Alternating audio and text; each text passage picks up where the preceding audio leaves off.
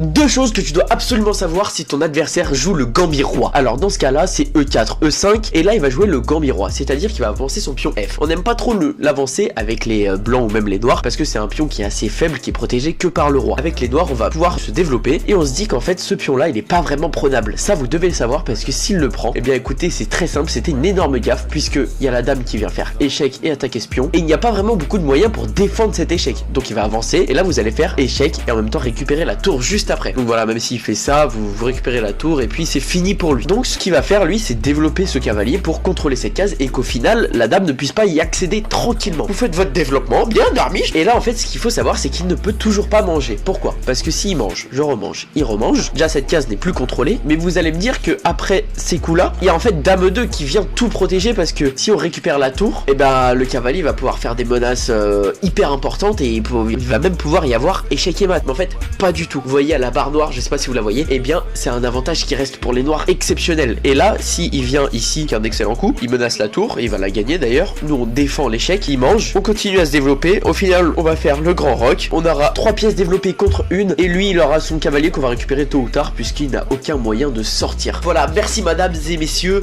c'est ciao.